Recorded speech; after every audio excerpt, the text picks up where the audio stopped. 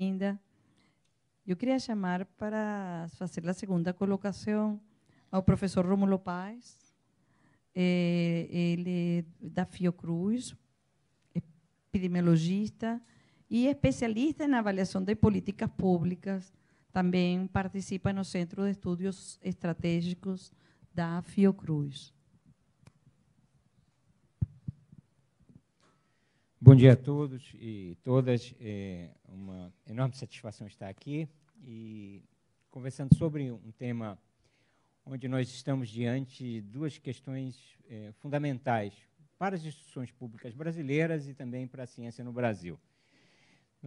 O próximo censo marcará... o primeiro censo no Brasil foi feito há 147 anos. Então, há 148 anos, portanto, estaremos do primeiro censo no Brasil. E isto mostra a dimensão histórica desta pesquisa, que é a mais importante pesquisa social feita no Brasil, pela sua abrangência, pelo seu conteúdo e pelo fato de permitir uma observação histórica do como o Brasil tem se desenvolvido, nem sempre se desenvolvido no sentido de que se tornou melhor, mas como ele tem, digamos assim, operado ao longo desses anos todos. Uma segunda questão que coloca-se para nós é referente à institucionalidade, que é muito além, obviamente, do que as instituições públicas de pesquisa estão vivenciando. A institucionalidade encontra um fenômeno maior, mais abrangente e mais grave, inclusive, dos riscos que essa institucionalidade tem sofrido. Vejam que o IBGE vivencia nesse momento, outras instituições vivenciam. A própria Fiocruz, o Mário citou isso há pouco, poderíamos incluir essa lista outras instituições, o INEP, o Itamaraty, ou várias outras, dependendo do nosso interesse para observar este fenômeno. Vejam que, quando nós estamos falando essas duas grandes questões, história e institucionalidade, nós vamos nos deparar aqui no ambiente acadêmico. Tem duas questões que são as principais motivadoras da ação científica. Uma é a dúvida. E, nesse sentido, nós podemos questionar, inclusive, questionários, por exemplo, de censo. Mas tem uma paixão equivalente, que é o método. É como nós vamos abordar uma dúvida. Porque dúvida sem método não é ciência. É apenas inquietações de ordem diversa que podem motivar-nos até politicamente, mas ela não permite que nós possamos construir uma resposta adequada àquilo que nos motiva. Então, vamos à primeira questão que foi proposta para esse debate. Se a importância do censo é deste tamanho, porque nos traz os denominadores, a Gunnar citou há pouco, ele nos traz um conjunto de dimensões socioeconômicas que são vivenciadas pelos domicílios, e que permitem que o Brasil se veja desde de uma unidade menor que um município, de uma forma ascendente até o Brasil, e nos permita traçar historicamente até 1872. É um acervo excepcional e, ao mesmo tempo, um acervo definidor da nossa compreensão e da construção das políticas sociais no Brasil e do nosso conhecimento sobre a sociedade brasileira. Vejam o seguinte, não é a primeira vez que o censo tem problemas. Em 1990, o censo foi adiado por um ano, também por conta de uma política de austeridade.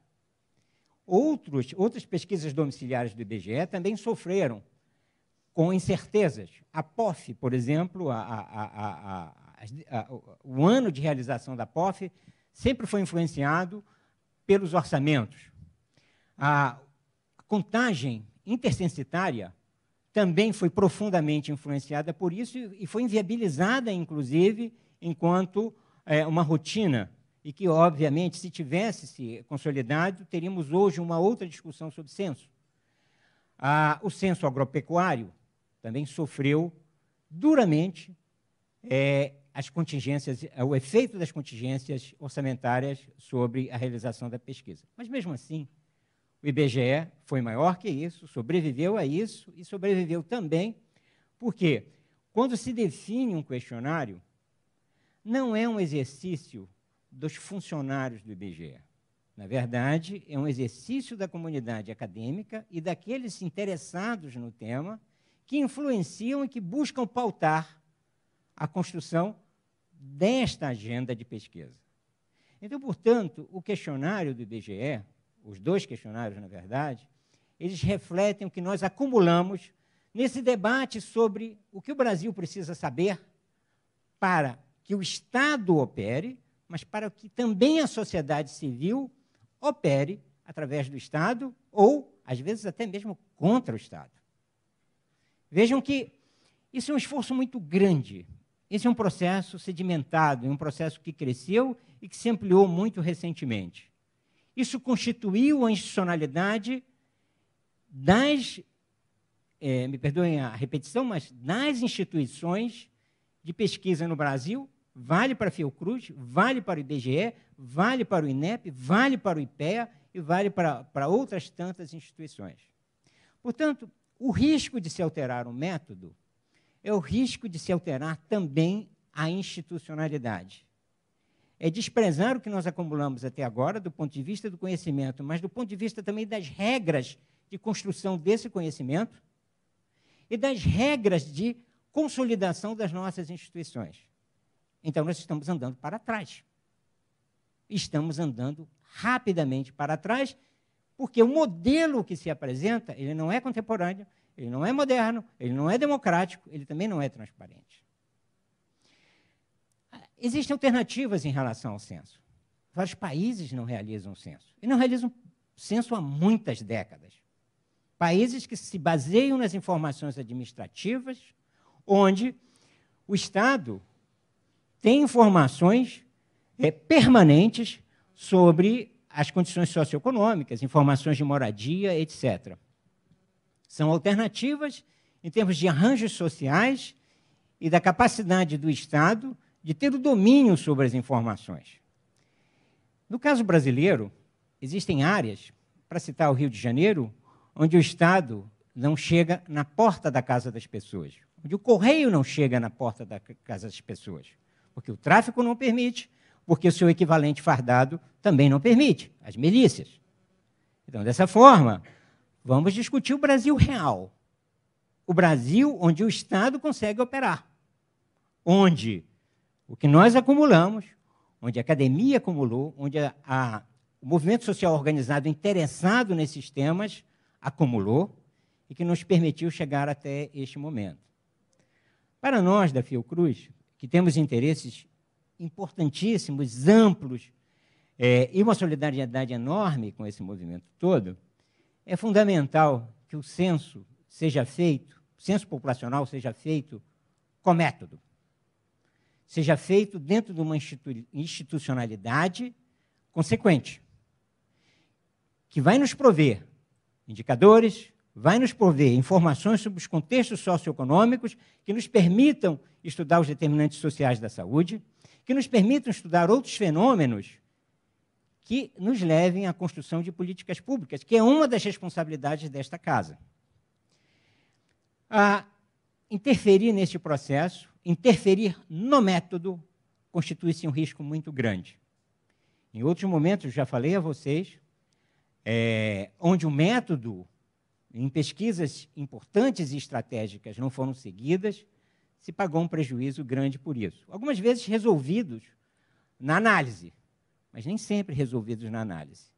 Mas, para além da pesquisa em si, brilha uma questão até mais importante, que é a institucionalidade. É como um país como esse constrói a sua dinâmica política, a sua dinâmica social, no sentido de como ele deve funcionar, no respeito à diversidade, no respeito aos outros, no respeito à história, no respeito ao trabalho de muitos. Se esse país não faz isso, se esse país não busca isso, esse país está se sabotando. Não é apenas sabotar uma instituição ou outra que alguém, de uma forma leviana, possa, por mais importante que seja, possa questionar o papel dessas instituições. É sabotar-se como um todo. É um país todo. Um país que não funcionará. Um país que não aproveitará estes legados que tem e que um deles é justamente o censo populacional de quase 150 anos. E é por isso, há uma preocupação da nossa parte muito grande, e no meu caso, como pesquisador e como membro desta casa, que nós respeitemos a institucionalidade e respeitemos o método. O censo ficará muito melhor com isso. Muito obrigado.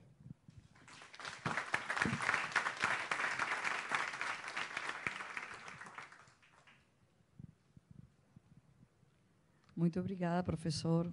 Importantes colocações. E temos que refletir muito sobre sua abordagem. Definitivamente uma abordagem de um acadêmico dedicado à avaliação das políticas públicas. Eu queria